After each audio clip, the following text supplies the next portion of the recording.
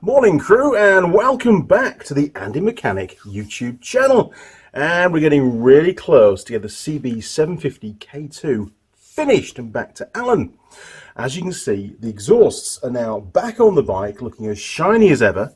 Mrs. Mechanic spent 7 hours cleaning those exhausts up over a 2-day period. She did 2 each day. Started with the worst one, and she did a fantastic job. So well done, Mrs. Mechanic. Thank you for that. I'm sure Alan's very, very grateful. Now, one more step before we do the carburetor balancing. That'll be in the next video, probably, unless I find something else to do. In this video, we need to make sure that the cam chain tensioner is correctly adjusted. Now, it is an automatic tensioner. It's spring-loaded, so it's quite a simple task. But you need to make sure that the engine crankshaft is in the correct position, as is the camshaft. We need to be on the compression stroke of #1 cylinder. Okay, well, let's go and take a quick look and see what the service manual has to say. Here we go. Used.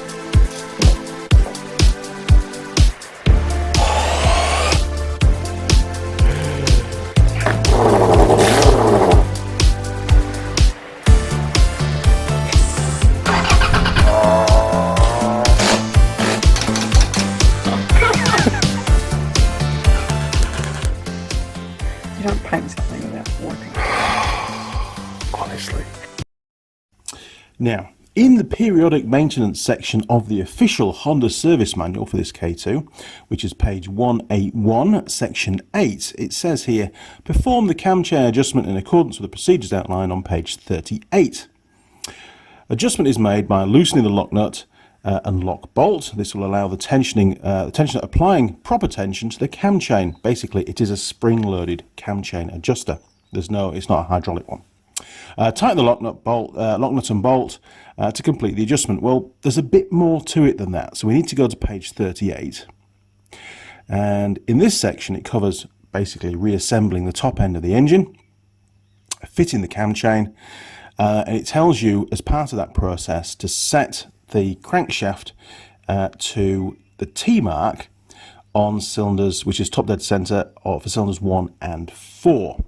Now, we also need to make sure we're on the compression stroke, so we can do that by checking the valve clearance to make sure we've got some movement on the valves on cylinder 1. Okay, now moving down, it gets on, the cam chain's now been fitted, and it says here push the push bar, that's the push rod of the cam chain tensioner, push it in and install the tensioner unit on the cylinder. Well, it's obviously already on the bike, that's not a problem. And it then says to loosen the adjusting bolt and then retighten the bolt and lock nut with the lock nut. And that's it. It really is as simple as that. Okay, so the first job is to remove the little shiny cover on the right hand side of the engine so we can access the ignition system side of the bike at the end of the crankshaft, and we can basically turn the crank to the correct position. We'll remove one of the tappet covers, and we'll make sure we've got some clearance on the tappets on #1 cylinder.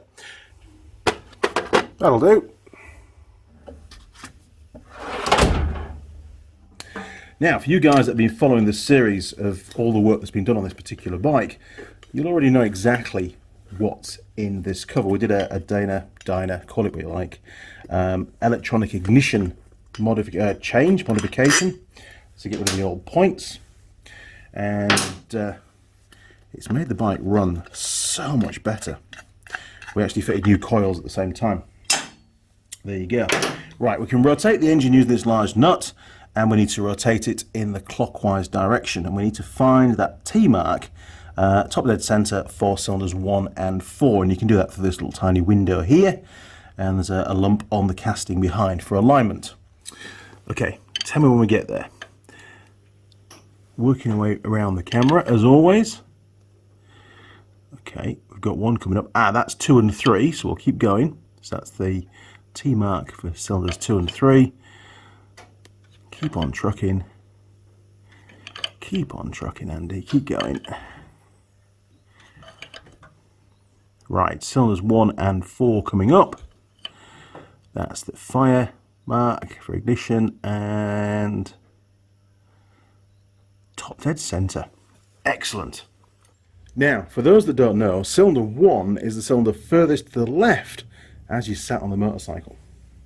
Right, so let's remove the inspection cover for the intake valve on cylinder 1. And if we're on the compression stroke, this valve, there'll be clearance on this rocker. Oh, there is. You hear that? That's great.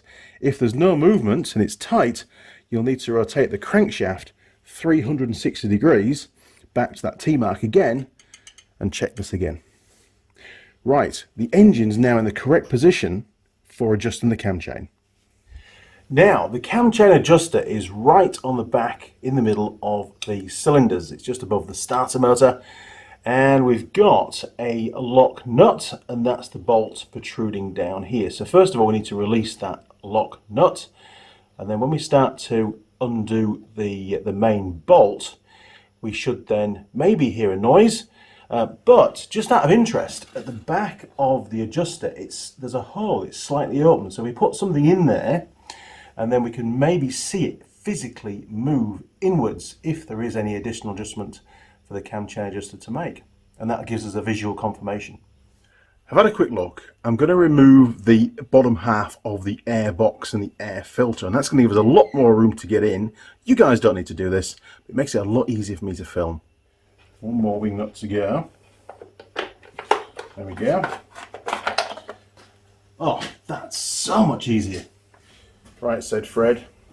So I've never done this before on this particular bike, so we're going to use the verniers, and I'm just going to measure. You don't have to do this, but it's just interest really, to see if the cam chain adjuster does actually move. And that'll give us an indication it's been done much before.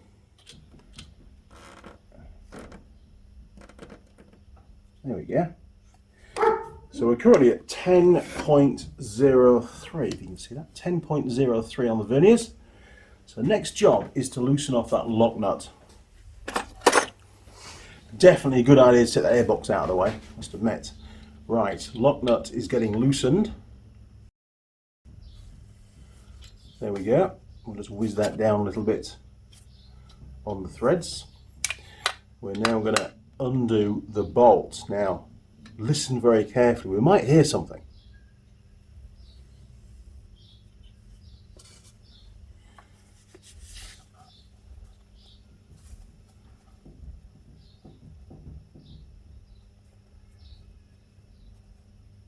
Right, that is now loose. Ah, yes, look at that. 10.08. So it has moved a fraction. Okay, so all we have to do now, that was an interesting thing, wasn't it? So we know it's moved, which is good, is just move that bolt back up, give it a little tweak. Nothing too much, it really is, you know, don't go all gorilla on it because you've only got the threads in that aluminium housing that's holding the whole thing in. That'll do. And then we'll just wheel the little lock nut up into place. And again, just lock it off. Don't go all gorilla. You know, about 10 Newton meters is absolutely ample on something that sort of size. Click. Don't forget to refit the inspection cap. Otherwise you'll have oil everywhere later on.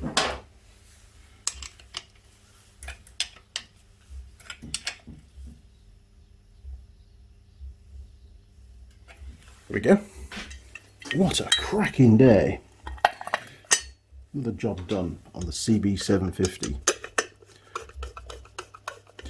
Yeah, the threads on this bottom one are pretty pants, to be honest. That's another job. It's alright. The top one's good. That'll hold it on. It's not going to fall off.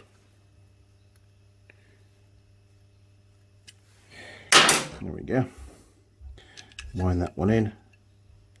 Yeah, unfortunately the bike must have been dropped at some point and it's damaged the casing, the engine casing just under there, and somebody's had a go at trying to fix it with some liquid metal, but it's not ideal. Super job! Well, that was it. A super short video for the Andy Mechanic YouTube channel. Probably one of the shortest videos I've ever made. Hopefully you enjoyed this video. If you did, why not click on the subscribe button, ring the bell, that way you won't miss out on any future videos. If any videos don't go up for a couple of weeks, don't panic, there's about 550 videos already on the channel, so have a dig through the archives, see what you can find. Especially on the CB750, there's lots of really cool videos that we did over the last 12 months, covering various repairs, front brake. What else do we do? Oh, obviously the ignition swap with the Dyna kit, call it what you like. And lots of other bits and pieces. Lots of rewiring, inspection. I forget. It's been so long. Anyway, you'll also find me on Facebook, Instagram, and Twitter. Feel free to communicate through any of those portals. You'll also find my email address down the bottom in the description. Feel free to send me an email through. I'll do my very best to answer it. And yes, it is me that answers those emails. Now, if you'd like to support the channel, you can do that through Patreon or PayPal. If it's PayPal, then it's, again, the same email address, andymechanic@live.co.uk. Okay, crew, well, until next time, cheers, over and out.